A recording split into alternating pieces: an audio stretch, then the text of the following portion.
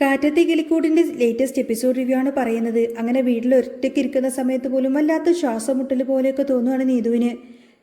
ആരുടെയൊക്കെയോ കണ്ണുകൾ തന്നെ പിന്തുടരുന്നൊരു തോന്നൽ. ഉമ്മറത്തെ ആ ഒരു ചുറ്റുപാടിലും അല്പം അങ്ങനെ ചിന്തിച്ചുകൊണ്ട് നിൽക്കുകയാണ്. മനസ്സ് നിറയെ ഹരീഷിന്റെ മുഖം മാത്രമായിരുന്നു. ഫോണ് പോലുമില്ലാതെ അവന്റെ ശബ്ദം പോലും ഒന്ന് കേൾക്കാതെ ദിവസങ്ങൾ അങ്ങനെ കടന്നു പോകുന്നു. ഉള്ളിലെ സങ്കടം മുഴുവൻ ഒരു കട പോലെ ഇങ്ങനെ ഇരുമ്പ് യാർക്കുന്നുണ്ടായിരുന്നു. പെട്ടെന്നാണ് മുറ്റത്തേക്ക് രശ്മി കയറി വന്നത്. അവളുടെ മുഖത്ത് വല്ലാത്തൊരു വെപ്രാളം ഉണ്ടായിരുന്നു. കിതച്ചുകൊണ്ട് ഉമ്മരത്തേക്ക് കയറി വന്ന രശ്മി നീതുവിന്റെ അരികിലേക്ക് വന്നു. എന്തോ ഒരു രഹസ്യം പറയാനുള്ള ആ ഒരു വെപ്രാളം കണ്ടപ്പോഴേ നീതുവിന് കാര്യം മനസ്സിലായി. എന്നാൽ അകത്ത് നിന്ന് സീതയുടെ കാൽമരുപ്പാറ്റം കണ്ടപ്പോഴേക്കും രണ്ടുപേരും ഒന്ന് പതറി. എന്താടി ഒരു തിടുക്കം? സീതയുടെ ശബ്ദത്തിൽ ഇപ്പോഴുമുള്ള ആ ഒരു അധികാരവും സംശയവും നിറഞ്ഞു നിന്നു. ലക്ഷ്മി ഒന്ന് വിറച്ചു. എങ്കിലും ധൈര്യം സംഭരിച്ചുകൊണ്ട് തന്നെ അവൾ പറഞ്ഞു, നീതുവിനെ കാണാൻ അവളുടെ ഒരു ഫ്രണ്ട് വന്നിട്ടുണ്ട്, പുറത്തു നിൽക്കുന്നുണ്ട്. ഫ്രണ്ടോ? സീതയുടെ പുരുകങ്ങൾ മുകളിലേക്ക് ഉയർന്നു. കണ്ണുകൾ സംശയം ഇരട്ടിച്ച്. ആര്? ഏത് ഫ്രണ്ട്? ലക്ഷ്മി ഒന്നും ആലോചിക്കാതെ പറഞ്ഞു, അത് ഹരിത എന്നാ പറഞ്ഞത്. ഹരിത എന്ന പേര് കേട്ടപ്പോൾ നീതുവിന്റെ നെഞ്ചുരുപ്പ് നിന്നുപോയി. അവൾ തന്നെ അങ്ങനെ വല്ലാതെ ആയിപ്പോയി. ഹരിത, ആ പേരിൽ തന്നെ അവളെ തേടി വരാൻ ഒരാൾക്കേ കഴിയൂ. അത് ഹരീഷാണ്, ഒരു സംശയവുമില്ല. ഹരീഷ് അവളെ കാണാൻ വേണ്ടി വീടിന് മുന്നിൽ വന്നിരിക്കുന്നു. സന്തോഷം കൊണ്ടും പേടി കൊണ്ടും അവളുടെ കണ്ണുകൾ വിറച്ചു. ഏതാടി നിന്റെ ഈ ഫ്രണ്ട് ഹരിത? സീത നീതുവിന് നേരെ തിരിഞ്ഞു. ആ നോട്ടത്തിൽ നിന്ന് രക്ഷപ്പെടാൻ വേണ്ടി നീതു പണ്ടേ നന്നേ അങ്ങ് പാടുപെട്ടു. ഹരിതയോ? ഒന്നും അറിയാത്തതുപോലെ നീതു ചോദിച്ചു. പിന്നെ രശ്മി ഒന്ന് നോക്കി. രശ്മിയുടെ കണ്ണുകളിലെ ആ ഒരു തിളക്കം കണ്ടപ്പോൾ നീതുവിന് കാര്യം ഉറപ്പായി. അത് ഹരീഷ് തന്നെ. ആ അതമ്മേ, ഹരിത എൻ്റെ കോളേജിൽ പഠിക്കുന്ന കുട്ടിയാ. അവൾക്ക് നമ്മുടെ വീട് കൃത്യമായിട്ട് അറിയില്ല, അതുകൊണ്ടാ വഴിയിൽ നിൽക്കുന്നതെന്ന് തോന്നുന്നു. ഞാൻ ഏതായാലും പോയിട്ടൊന്ന് നോക്കിയിട്ട് വരാം. വാക്കുകൾ ഇങ്ങനെ തൊണ്ടയിൽ കുരുങ്ങിയപ്പോൾ അവൾ ഇങ്ങനെ പരമാവധി തൊണ്ടയിൽ കുരുങ്ങാതിരിക്കാൻ ശ്രമിച്ചു. അങ്ങനെ പറഞ്ഞു തീർത്തതും അവൾ മുറ്റത്തേക്ക് അങ്ങ് ഇറങ്ങാൻ തുനിഞ്ഞു. നിക്കടെ അവിടെ? സീതയുടെ ശബ്ദം അങ്ങ് ചാട്ടുള്ളി പോലെ അവളുടെ പിന്നിലങ്ങ് പതിച്ചു. നീതുവിൻ്റെ കാലം നിശ്ചലമായി. അവളെന്താ ഇങ്ങോട്ടേക്ക് വന്നാൽ? അവളെന്താ ഇങ്ങോട്ടേക്ക് വരാത്തത്? വീട്ടിൽ വന്ന് സംസാരിക്കാൻ വയ്യ അവൾക്ക്? റോഡിൽ നിന്ന് അവൾ സംസാരിക്കാൻ പറ്റുന്നുള്ളൂന്നുണ്ടോ? അതല്ലമ്മേ, ഞാൻ പോയി സംസാരിച്ചിട്ട് അവൾ ഇങ്ങോട്ടേക്ക് കൂട്ടിക്കൊണ്ടുവരാം. നീതു എങ്ങനെയെങ്കിലും അവിടെ നിന്ന് പുറത്തു കിടക്കാനുള്ള തത്രപ്പാടിലായിരുന്നു. റോഡിൽ നിന്നൊന്നും സംസാരിക്കണ്ട, അവൾ ഇങ്ങോട്ടേക്ക് വീട്ടിലേക്ക് കൂട്ടിക്കൊണ്ടുവന്നാൽ മതി, മനസ്സിലായോ? സീത കർക്കശമായി തന്നെ പറഞ്ഞു. ശരിയമ്മേ എന്ന് പറഞ്ഞ് നീതു വേഗത്തിൽ തന്നെ ഗേറ്റ് കടന്ന് അവിടെ നിന്ന് പുറത്തേക്കൂടി. അവളുടെ പിന്നാലെ രശ്മിയും ഗേറ്റ് കടന്ന് നീതുവിൻ്റെ ആ ഒരു മുഖത്ത് അതുവരെ ഉണ്ടായിരുന്ന ആ ഒരു ഭാവം അങ്ങ് മാറി. വലിയൊരു ആശ്വാസം നിറഞ്ഞു. അവർ രശ്മിയുടെ കൈകൾ ഇങ്ങനെ മുറുകെ പിടിച്ചു. താങ്ക്സ് രശ്മി, വലിയൊരു ഉപകാരമാണ് നീ ചെയ്തത്. നീതുവിൻ്റെ കണ്ണുകൾ നിറഞ്ഞു. ശരി, നീ ചെല്ലേ. ചിരിച്ചുകൊണ്ട് തന്നെ ലക്ഷ്മി പറഞ്ഞു. അവിടെ നിന്ന് നടന്നു പോവാണേ. നീതുവിൻ്റെ ഹൃദയം അപ്പം തന്നെ വല്ലാതെ മിടിക്കുന്നുണ്ടായിരുന്നു. കാലുകൾക്കൊക്കെ പെട്ടെന്ന് വേഗത കൂടി. റോഡിൻ്റെ ആ ഒരു തെരുവിലേക്ക് അങ്ങോട്ടേക്ക് വേഗം ഓടിച്ചെല്ലാണ്. അവളുടെ കണ്ണുകളൊക്കെ ഹരീഷിനെ കാണാൻ വേണ്ടി ദാഹിക്കുന്നുണ്ടായിരുന്നു. റോഡിൻ്റെ ഒരറ്റത്ത് ആകാംക്ഷയോടെ നിൽക്കുമായിരുന്നു ഹരീഷ്. അവനോടൊപ്പം തന്നെ സുധീഷുമുണ്ട്. ദൂരെ നിന്ന് നീതു ഓടുവരുന്നത് കണ്ടപ്പോൾ സുധീഷിന്റെ മുഖത്ത് വല്ലാത്തൊരു പുഞ്ചിരി വിടർന്നു. ദേ, നിന്റെ നീതു വരുന്നുണ്ട്, സുധീഷ് ഹരീഷിന്റെ തോളിൽ തട്ടി പറഞ്ഞു. ഹരീഷിന്റെ കണ്ണുകൾ വിടർന്നു. ദിവസങ്ങൾക്ക് ശേഷം അവളെ നേരിൽ കാണുകയാണ്. അവളുടെ ഓട്ടം കണ്ടപ്പോൾ തന്നെ ഹരീഷിന്റെ നെഞ്ചിലൊരു വിങ്ങലായി. ചെല്ലട അങ്ങോട്ട്. സുധീഷ് അവനെ മുന്നോട്ട് തള്ളി. ഹരീഷ് മുന്നോട്ട് നടന്നതു നീതു ഓടി വന്ന് അവന് മുന്നിൽ അങ്ങ് കിതച്ചുകൊണ്ട് നിന്നു. അവൾക്ക് സംസാരിക്കാൻ കഴിയുന്നുണ്ടായിരുന്നില്ല. കണ്ണുകൾ ഇങ്ങനെ നിറഞ്ഞു തുമ്പി. ഹരീഷേ, നീ എന്താ ഇവിടെ? അവളുടെ ശബ്ദം ഇറക്കുന്നുണ്ടായിരുന്നു. ചുമ്മാ നിന്നെ കാണാൻ വന്നതാ, കാണണമെന്ന് തോന്നി, വല്ലാതെ ആഗ്രഹമുണ്ടായപ്പോൾ അങ്ങനെ വന്നു. ഹരീഷ് അവളുടെ മുഖത്തേക്ക് തന്നെ നോക്കി പറഞ്ഞു. ആ മുഖത്ത് സങ്കടത്തിന്റെ നിഴലുകൾ അവൻ വ്യക്തമായിരുന്നു. നീ ഓക്കെ അല്ലേടാ? വീട്ടിൽ എന്തെങ്കിലും പ്രശ്നമുണ്ടോ? അവൻ ഉത്കണ്ഠയോട് ചോദിച്ചു. പ്രശ്നമൊന്നുമില്ല ഹരീഷെ, അവളൊരു പുഞ്ചിരി വരുത്താൻ ശ്രമിച്ചു. അപ്പോഴാണ് കുറച്ചകലെ മാറി നിന്ന സുധീഷിനെ നീതു ശ്രദ്ധിച്ചത്. സുധീഷ് അവളെ നോക്കി ചിരിക്കുമായിരുന്നു. നീ എന്തിനാ നിന്റെ ചേട്ടനെയും കൂട്ടിക്കൊണ്ട് ഇങ്ങോട്ടേക്ക് വന്നത്? അവൾ അത്ഭുതത്തോട് ചോദിച്ചു. ഇത് കേട്ട് സുധീഷ് അവരുടെ അടുത്തേക്ക് നടന്നു വന്നു. ഹലോ, ഇവൻ മാത്രമായിരുന്നെങ്കിൽ നിന്റെ ആ ഒരു വീടിന്റെ ഗേറ്റ് വരെ എങ്ങനെയെങ്കിലും ഒന്ന് എത്തി നോക്കിയിട്ട് തിരിച്ചു പോകുന്നതിനെ. ഞാൻ വന്നതുകൊണ്ട് അവൻ ആ രശ്മിയെ പറഞ്ഞയച്ച് നിന്നെ പുറത്തിറക്കാൻ തന്നെ പറ്റിയത്. അല്ലെങ്കിൽ നിങ്ങൾ തമ്മിൽ ഇങ്ങനൊരു കാണാനൊന്നും ഉണ്ടായിരുന്നില്ല. സുധീഷ് ചിരിച്ചുകൊണ്ട് പറഞ്ഞു. സുധീഷേട്ടൻ ചെയ്തത് വലിയൊരു ഉപകാരമാണ്. ഞങ്ങൾക്ക് കുറച്ച് പേഴ്സണലായിട്ട് സംസാരിക്കാനുണ്ട്. സുധീഷേട്ടൻ കുറച്ച് അങ്ങോട്ടേക്ക് മാറി നിൽക്കാമോ? നീതു വളരെ സ്നേഹത്തോടെ ചോദിച്ചു. ഹരീഷിനെ ചേർത്ത് പിടിച്ചുകൊണ്ട് തന്നെ സുധീഷ് പറഞ്ഞു. ശരി, ഞാൻ പോവാ, നിങ്ങൾ സംസാരിക്ക്. അത്രയും പറഞ്ഞുകൊണ്ട് സുധീഷ് അല്പം ദൂരേക്ക് അങ്ങ് മാറി നിന്നു. സുധീഷ് മാറി നിന്നതും അതുവരെ അടക്കിപ്പിടിച്ച സങ്കടങ്ങളെല്ലാം തന്നെ നീതുവിൻ്റെ കണ്ണിലൂടെ വല്ലാതങ്ങ് അണപൊട്ടി ഒഴുകി. അവൾ ചുറ്റും നോക്കാൻ പോലും നിൽക്കാതെ ഹരീഷിനെ വട്ടമങ്ങ് കെട്ടിപ്പിടിച്ചു. എന്നിട്ട് പൊട്ടിക്കരഞ്ഞു. ഹരീഷ് പെട്ടെന്ന് ഭയന്നുപോയി. ഇതൊരു പൊതുവഴിയാണ്, ആരെങ്കിലും കണ്ട വഴി ആകെ പ്രശ്നമായിരിക്കും. നീതു, ആരെങ്കിലും കാണും, കുറച്ച് മാറി നിൽക്ക്. അവൻ ചുറ്റും നോക്കിക്കൊണ്ട് ടെൻഷനോടെ പറഞ്ഞു. കാണുന്നെങ്കിൽ കാണട്ടെ. അവൾ അവനെ കൂടുതലങ്ങ് മുറുക്കി കെട്ടിപ്പിടിച്ചു. ഞാൻ നിനക്ക് എത്രമാത്രം മെസ്സേജ് അയച്ചു എന്നറിയാമോ? എൻ്റെ കയ്യിൽ ഫോൺ പോലും ഇല്ലായിരുന്നു. നിന്നോട് സംസാരിക്കാൻ പോലും പറ്റിയില്ല. നിന്നെ കാണാതെ, നിന്റെ ശബ്ദം പോലും കേൾക്കാതെ ഒരുമാതിരി ഒരു അവസ്ഥയിലായിരുന്നു ഞാൻ. മരിച്ചാൽ മതിയെന്ന് പോലും എനിക്ക് തോന്നിപ്പോയി ഹരീഷേ. അവളുടെ വാക്കുകളിൽ അത്രത്തോളം വേദനയുണ്ടായിരുന്നു. നിനക്കെന്താ ഭ്രാന്താണോ? ഹരീഷ് അവളുടെ മുഖം പിടിച്ചുയർത്തി ചോദിച്ചു. നീ ഇങ്ങോട്ടേക്ക് വന്നില്ലായിരുന്നെങ്കിൽ ഞാൻ എങ്ങനെയെങ്കിലും നിന്നെ കാണാൻ അങ്ങോട്ട് വന്നേനെ. എനിക്ക് പിടിച്ചു നിൽക്കാൻ പറ്റുന്നുണ്ടായിരുന്നില്ല, അവൾ തേങ്ങിക്കൊണ്ട് തന്നെ പറഞ്ഞു. ആ നിമിഷം ലോകം മുഴുവൻ ഇല്ലാതാവുകയും അവർ രണ്ടുപേരും മാത്രമാകുകയും ചെയ്ത പോലെയിരുന്ന ഒരു ഫീലായിരുന്നു അവർക്ക്. പക്ഷേ ആ സമാധാനത്തിന്റെ നിമിഷങ്ങളുടെ ആയുസ് മാത്രമേ ഉണ്ടായിരുന്നുള്ളൂ. ദൂരെ നിന്നും ഇതെല്ലാം തന്നെ ബൈക്കിൽ ഇരുമ്പി വരുന്ന ശബ്ദം കേട്ടുകൊണ്ടാണ് അവരങ്ങ് ഞെട്ടിമാറിയത്. ആ ബൈക്ക് അവർക്കരികിലായിട്ട് വന്ന് പെട്ടെന്നങ്ങ് ബ്രേക്ക് ഇട്ടു. അത് അഖിലായിരുന്നു, നീതുവിന്റെ സ്വന്തം ചേട്ടൻ. അഖിലിന്റെ കണ്ണുകൾ കോപം കൊണ്ട് ജ്വലിക്കുന്നുണ്ടായിരുന്നു.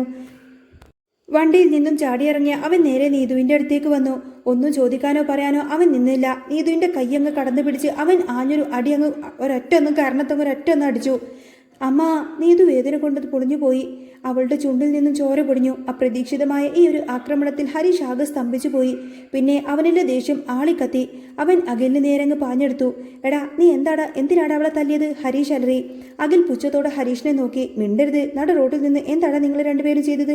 നാണമില്ലേ നിനക്കൊക്കെ? എന്നിട്ട് അവൻ വീണ്ടും നീതുവിന്റെ കൈ പിടിച്ച് വലിച്ച് വാടി ഇങ്ങോട്ടേക്ക് എന്നൊക്കെ പറഞ്ഞുകൊണ്ടതിനെ അവളങ്ങ് വലിച്ചെഴുക്കാൻ തുടങ്ങി. നീതു കരഞ്ഞുകൊണ്ട് കുതറാൻ ശ്രമിച്ചുവെങ്കിലും അഖിലിന്റെ ബലത്തിന് മുന്നിൽ അവൾക്ക് പിടിച്ചു നിൽക്കാനായില്ല. ഹരീഷ് വീണ്ടും അഖിലിന് നേരെ ചെല്ലാൻ തുടങ്ങുമ്പോഴേക്കും സുധീഷ് ഓടി വന്ന് അവനെ തടഞ്ഞു പിടിച്ചു. സൂക്ഷിച്ചു കൊണ്ടുപോടാ അവളെ, കുറച്ച് ഓവറാവുന്നുണ്ട് നീ. സുധീഷ് അലറി അഖിലിന് നേരെ വിരൽ ചൂണ്ടിക്കൊണ്ട് താക്കീത് ചെയ്തു. അഖിൽ അതൊന്നും വകവെച്ചില്ല. അവൻ നീതുവിനെ വലിച്ചഴിച്ച് നടന്നു. നീ എങ്ങനെയാടി പുറത്തിറങ്ങിയത്? നീ പുറത്തിറങ്ങുന്നത് ഞാൻ നിന്നോട് പറഞ്ഞതല്ലേ? വാടി ഇവിടെ, നിന്റെ കാറ് ഞാൻ ഇന്ന് തല്ലിയൊടിക്കും. അങ്ങനെ അഖിൽ ദേഷ്യപ്പെട്ടു. ഹരീഷിന് അത് കണ്ടു നിൽക്കാനായില്ല. അവൻ സുധീഷിന്റെ കയ്യിൽ നിന്നും കുതിറി മാറാൻ ശ്രമിച്ചു. സുധീഷെ വിട്, കണ്ടില്ലേ അവളുടെ ദേഹത്ത് അവൻ കൈ വെക്കുന്നത് കണ്ടില്ലേ? എന്നെ വിട് സുധീഷേട്ടാ. ഹരീഷ് ദേഷ്യം കൊണ്ട് വിറച്ചു. ശരി, നീ വിടടാ, അവന് പറഞ്ഞിട്ടൊരു കാര്യമില്ല. അവനുള്ളത് നമുക്ക് പിന്നെ കൊടുക്കാം. നീ ഇപ്പൊ വാ. സുധീഷ് ഹരീഷിനെ നിർബന്ധിച്ച് അവിടെ നിന്ന് കൂട്ടിക്കൊണ്ടുപോയി. ഒരു പൊതുനിരത്തിൽ വെച്ച് കൂട്ടത്തല്ലുണ്ടാവുന്നത് ശരിയല്ലെന്ന് സുധീഷിന് അറിയാമായിരുന്നു. പക്ഷേ ഹരീഷിന്റെ കണ്ണുകൾ നീതുവിനെ വലിച്ചെഴുക്കുന്നത് കൊണ്ടുപോകുന്ന ആ ഒരു അഖിലിന്റെ പിന്നിലായിരുന്നു.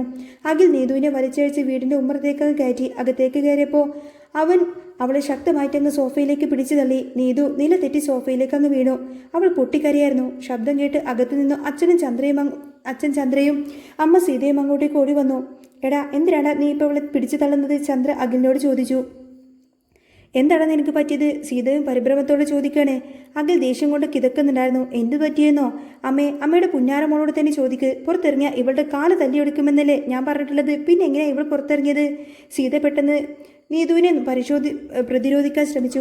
എടാ, രശ്മി വന്ന് വിളിച്ചതാ. ഇവളുടെ ഫ്രണ്ടില്ലേ ഹരിത, നമ്മുടെ വീടിൻ്റെ ഏതോ റോഡ് സൈഡിൽ നിൽക്കുവാണെന്ന് പറഞ്ഞു. അതുകൊണ്ടാ ഞാൻ നീതുവിനോട് പറഞ്ഞത് ഹരിതയെ പോയി കൂട്ടിക്കൊണ്ടുവരാന്. അത് കേട്ട് അഖിലങ്ങ് ഉറക്കി ചിരിച്ചു. പരിഹാസ ചിരി. ഏതോ ഒരുത്തി എന്തോ എന്ന് പറഞ്ഞു എന്ന് കരുതിയിട്ട് അതങ്ങ് വിശ്വസിച്ചു നിങ്ങൾ? റോഡ് സൈഡിൽ വന്ന് ഹരിതയെന്നല്ല, ഹരീഷും അവൻ്റെ ചേട്ടൻ സുധീഷുമായിരുന്നു. ആ വാക്ക് കേട്ടപ്പോൾ ചന്ദ്രനും ഒരു നിമിഷം സീതയും അങ്ങ് ഞെട്ടിത്തെറിച്ചു പോയി. സീതയുടെ മുഖത്തെ ഭാവം പെട്ടെന്നങ്ങ് മാറി. ആ റൗഡി ഹരീഷിനോട് സംസാരിക്കാൻ വേണ്ടിയിട്ടാണല്ലോ അമ്മ ഇവളെ പുറത്തു വിട്ടത്. അഖിൽ വീണ്ടും എരുതിയിൽ എണ്ണ ഒഴിച്ചു. സീതയുടെ കണ്ണുകളിൽ നിന്ന് തീ പാറി. അവൻ നീതുവിന് നേരെ പാഞ്ഞെടുത്തു. എടാ മഹാഭാവി, പെറ്റമ്മയെ ചതിച്ചു അല്ലേടി നീ? നിന്നെ ഞാൻ എന്നൊക്കെ പറഞ്ഞുകൊണ്ട് സീത നീതുവിൻ്റെ മുഖത്തങ്ങ് ആഞ്ഞടിച്ചു. ഒന്നിനുപുറകെ ഒന്നായിട്ട് അവനങ്ങനെ തല്ലാൻ തുടങ്ങി. നിർത്തടി. ചന്ദ്രൻ സീതയെ പിടിച്ചു മാറ്റി. ചുമ്മാ അങ്ങനെ അവളെ തല്ലാതെ. നിനക്കെന്താ നാവില്ലേ? സംസാരിക്കാൻ അറിയില്ലേ? കൈകൊണ്ട് സംസാരിക്കാൻ അറിയത്തുള്ളൂ. നീ നിൽക്ക്, ഞാൻ സംസാരിക്കാം. ചന്ദ്രൻ നീതുവിന് നേരെ തിരിഞ്ഞു. ഇത്രയൊക്കെ നടന്നതിന് ശേഷം അവൻ നിന്നെ കാണാൻ ഇവിടെ വന്നോ? അച്ഛനെന്താ ഇങ്ങനെയൊക്കെ സംസാരിക്കുന്നത്? ഞാൻ കണ്ട് ഇവളെ ഇങ്ങോട്ടേക്ക് കൂട്ടിക്കൊണ്ടു വന്നില്ലായിരുന്നുവെങ്കിൽ കെട്ടിപ്പിടിച്ചുകൊണ്ടതിന് അവരവിടെ തന്നെ അങ്ങ് നിന്നേനെ. എന്ത് കെട്ടിപ്പിടിച്ചു വന്ന് നിന്നെന്നോ? സീത ശബ്ദം ഉയർത്തു. ഞാൻ അതൊന്നും പറഞ്ഞില്ലല്ലോ. റോഡ് സൈഡിൽ കെട്ടിപ്പിടിച്ചുകൊണ്ട് രണ്ടുപേര് നിൽക്കുമായിരുന്നു. ഞാൻ പോയി അടിച്ച് കൂട്ടിക്കൊണ്ടുവന്നതാ. അഖിൽ യാതൊരുവിധ ദയവുമില്ലാതെ പറഞ്ഞു. സീതക്ക് വീണ്ടും നിയന്ത്രണം നഷ്ടപ്പെട്ടു. നാണമില്ലേടി നിനക്ക്? ആരടി അവനെ? അവൻ ഇങ്ങോട്ടേക്ക് വിളിച്ചു വരുത്തി കെട്ടിപ്പിടിച്ചുകൊണ്ട് നിൽക്കുന്നു. സീത വീണ്ടും നീതുവിനെ തല്ലാൻ വേണ്ടി കയ്യോങ്ങി. എനിക്കവനെ ഇഷ്ടമാണെന്ന് ഞാൻ പറഞ്ഞതല്ലേ? നീതു കരഞ്ഞുകൊണ്ട് വീണ്ടും വിളിച്ചു പറഞ്ഞു. സീത അത് കേൾക്കാതെ വീണ്ടും അവളെ തല്ലി. അപ്പോൾ തന്നെ അതുവരെ കരഞ്ഞുകൊണ്ടിരുന്ന നീതുവിന്റെ ഭാവം പെട്ടെന്ന് മാറി. അവൾ സീതയുടെ നേരെ വിരൽ ചൂണ്ടി. അവളുടെ കണ്ണുകളിൽ അതുവരെ ഇല്ലാതെ തീയുണ്ടായിരുന്നു. ദേ, എന്റെ ദേഹത്തിന് കൈവച്ചാലുണ്ടല്ലോ തിരിച്ചും എന്റെ കയ്യിൽ നിന്നും കിട്ടും പറഞ്ഞേക്കാം. നീതുവിന്റെ ശബ്ദം വീടിനകത്ത് മുഴങ്ങി. എനിക്കും പ്രായമൊക്കെയായി. എന്നെ ഗുണദോഷിക്കാനും ശ്വാസിക്കാനും ഒക്കെ ചെയ്യുന്നതാ നിങ്ങളുടെയൊക്കെ കാര്യം. അതിനു പകരം എന്നെ തല്ലിയ എന്റെ സ്വഭാവം അങ്ങ് മാറും. ഇത് കേട്ട് അഖിലിന് സഹിക്കാൻ കഴിയാതെ നീ ആരാടി ഭീഷണിപ്പെടുത്തുന്നത് എന്ന് ചോദിച്ച് നീതുവിന്റെ മുഖത്ത് വീണ്ടും അങ്ങ് അടിച്ചു. ഒരു നിമിഷം പോലും വൈകാതെ നീതു തന്റെ കൈയോങ്ങി അഖിലിന്റെ കർണത്തങ്ങ് ആഞ്ഞടിക്കാണ്. വലിയ ശബ്ദത്തോടു കൂടി ആ അടി അഖിലിന്റെ മുഖത്ത് പതിച്ചു. അവനങ്ങ് ഞെട്ടി പിന്മാറി. സീതയും ചന്ദ്രനും ശ്വാസം നിലച്ചതുപോലെ നിന്നു പോവാണ്. ആരും ഒട്ടും പ്രതീക്ഷിക്കാത്ത ഒന്നായിരുന്നു അത്.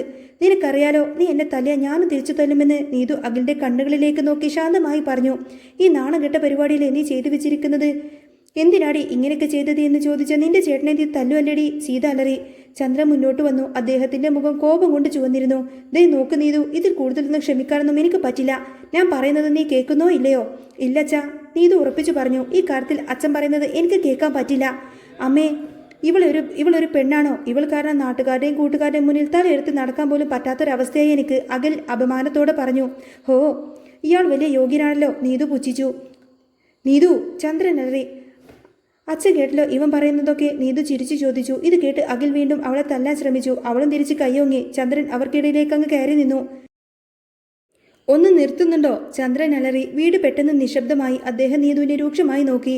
ദേ, ഞങ്ങൾ പറയുന്നത് കേട്ട് ഇവിടെ കഴിയാമെങ്കിൽ കഴിഞ്ഞാൽ മതി. ഇല്ലെങ്കിൽ ഇപ്പം തന്നെ നീ ഈ വീട് വിട്ട് ഇറങ്ങിപ്പോകണം. അതിനൊരു അന്തിമ തീരുമാനം തന്നെയാണ്.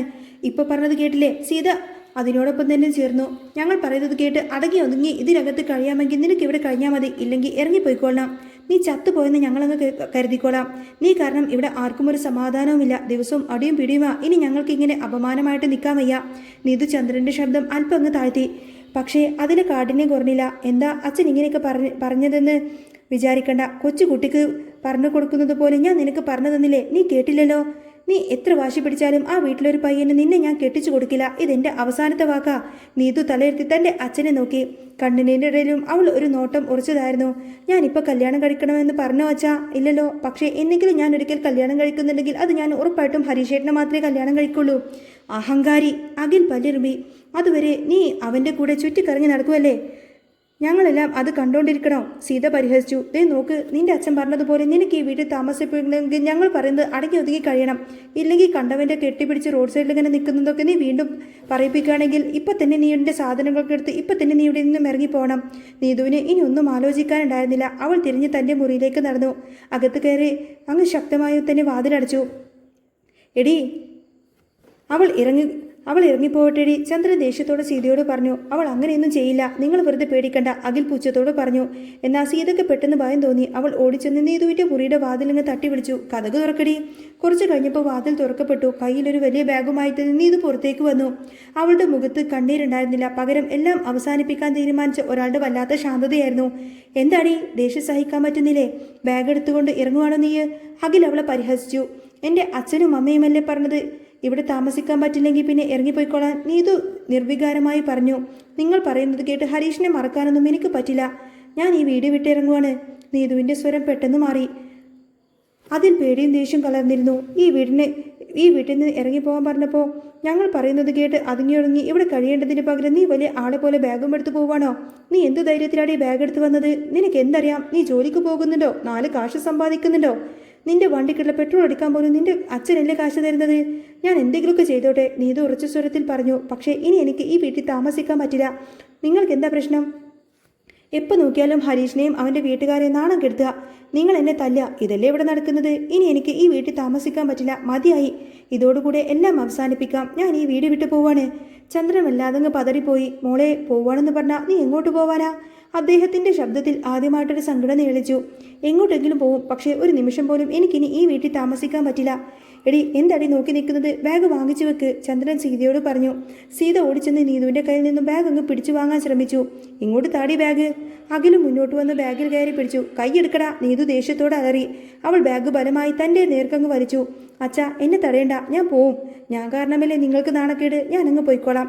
അത്രയും പറഞ്ഞ് അവൾ നേരെ അങ്ങ് തള്ളി മാറ്റി ഉമ്മറത്തേക്ക് നടന്നു. മോളെ പോകില്ലേ എന്ന് പറഞ്ഞുകൊണ്ട് ചന്ദ്രനും സീതയും പിന്നാലെ ഓടി. മുറ്റത്ത് വെച്ച് ചന്ദ്രൻ അവിടെ മുന്നിലേക്ക് കയറി നിന്നു. നോക്കുമോളെ, ചന്ദ്രൻ അവസാനമായി അനുനയിപ്പിക്കാൻ ശ്രമിച്ചു. അതോടുകൂടെ അവരുടേത് മോശപ്പെട്ടൊരു കുടുംബമാണ്. ആ കുടുംബത്തിലെ ഒരു പയ്യനെ വിശ്വസിച്ച് നീ ഒരിക്കലും പോകരുത്.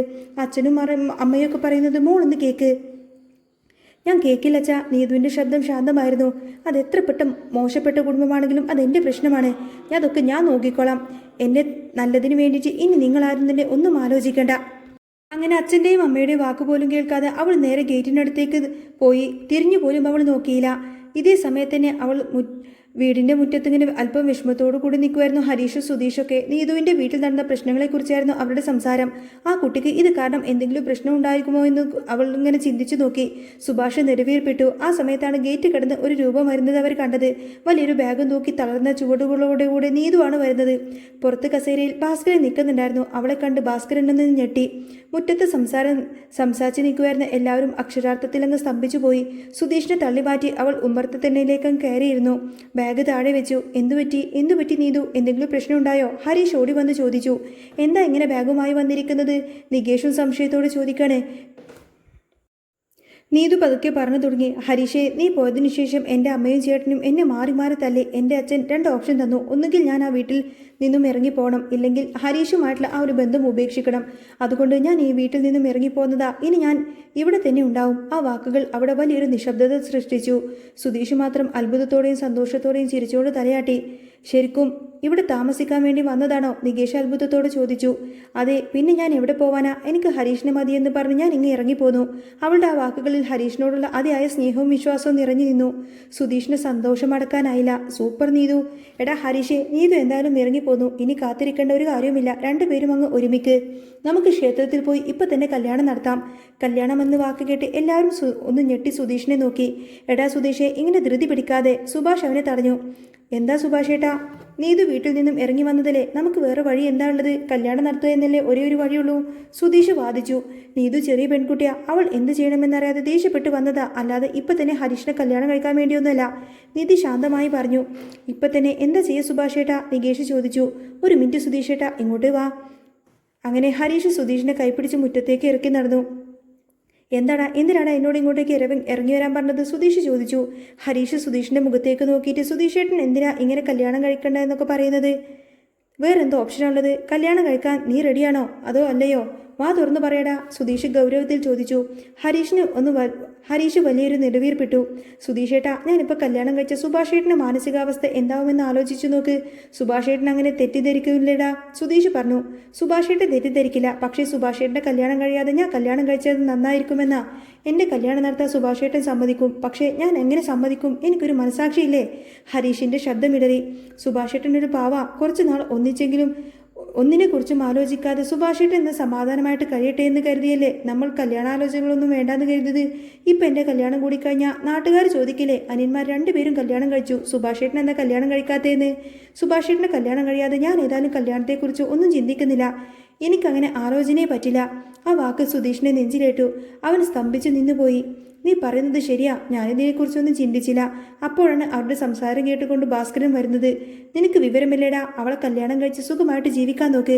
നിന്റെ ചേട്ടനൊന്നും ഈ ജന്മത്തിൽ കല്യാണം നടക്കില്ല. അവനൊക്കെ ഒറ്റയ്ക്ക് ജീവിക്കുമെന്ന തലയിലെഴുത്ത്. എടോ, ഹരീഷ് അങ്ങ് ദേഷ്യം വന്നുകൊണ്ട് വിറച്ചു. അവൻ ഭാസ്കരന് നേരെ ഇങ്ങനെ പാഞ്ഞടിക്കാൻ തുനിഞ്ഞു. ഒന്ന് അടങ്ങി നിൽക്കടാ, നീതും അവിടെ അകത്തുള്ളതാ. ഇപ്പം ഇവിടെ ഒരു വഴക്കൊന്നും വേണ്ട. സുധീഷ് അവനെ വട്ടം പിടിച്ചു. നിങ്ങളുടെ മകനായിട്ട് ജനിച്ചതുകൊണ്ടാണ് സുഭാഷേട്ടൻ്റെ തലയിലെഴുത്ത് ഇങ്ങനെ മോശപ്പെട്ടതായത്. നിങ്ങൾ നിങ്ങളുടെ ജോലി നോക്കിപ്പോ, ഹരീഷ് ദേഷ്യത്തോടെ പറഞ്ഞു. സത്യം പറയുമ്പോൾ ദേഷ്യം വരുവാണല്ലോ. അവൻ്റെ കല്യാണം നടക്കില്ല, അവനെക്കൊണ്ട് പറ്റില്ല എന്ന് പുച്ഛിച്ചുകൊണ്ട് തന്നെ ഭാസ്കരൻ അവിടെ നിന്ന് പോയി. ഹരീഷ് ദീർഘമായൊന്ന് നിശ്വസിച്ചു. സുധീഷേട്ടൻ കണ്ടില്ലേ, വീട്ടിലെ ഇയാൾ തന്നെ സുഭാഷേട്ടനെ കുറിച്ച് പറയുന്നത്. ഞാൻ പെട്ടെന്ന് കല്യാണം കഴിച്ച നാട്ടിലുള്ള സുഭാഷേട്ടനെ കുറിച്ച് ഇങ്ങനെയൊക്കെ പറയും. എനിക്കതൊന്നും താങ്ങാൻ പറ്റില്ല. ഈ ആലോചന ഇവിടെ വെച്ച് നിർത്തുക. നീതുവിനെ തിരിച്ച് വീട്ടിലേക്ക് പറഞ്ഞു വിടാനും പറ്റില്ലല്ലോ. എനിക്ക് കല്യാണം കഴിക്കാനും പറ്റില്ല. ഇതല്ലാതെ മറ്റൊരു ഓപ്ഷൻ എന്തെങ്കിലും ഉണ്ടോ എന്ന് നമുക്ക് ആലോചിക്കാം. എന്ത് ചെയ്യണമെന്നറിയാതെ മുന്നോട്ടുള്ള ആ ഒരു വഴി അങ്ങ് അടഞ്ഞു പോയതുപോലെ ഹരീഷും സുധീഷും അവിടെ ഇങ്ങനെ തകർന്നു നിൽക്കുമായിരുന്നു. എന്നാൽ തൻ്റെ ജീവിതത്തിൽ ഇനി എന്ത് സംഭവിക്കുമെന്നറിയാതെ പ്രതീക്ഷയോടുകൂടെയും ഭയത്തോടെയും കാത്തിരിക്കുമായിരുന്നു നീതു. അങ്ങനെ കാറ്റത്തെ കിളിക്കൂടിൽ ഇനി വരാൻ പോകുന്ന നല്ല സൂപ്പർ അടിപൊളി ത്രില്ലിംഗ് എപ്പിസോഡുകളൊക്കെ തന്നെയാണ്. നിങ്ങൾക്ക് ഈ ഒരു ചാനൽ ഇഷ്ടമാവുകയാണെങ്കിൽ സബ്സ്ക്രൈബ് ചെയ്യാനും സപ്പോർട്ട് ചെയ്യാനും മറക്കല്ലേ കേട്ടോ. നെക്സ്റ്റ് വീഡിയോ ഉടനെ വരാം. ബൈ.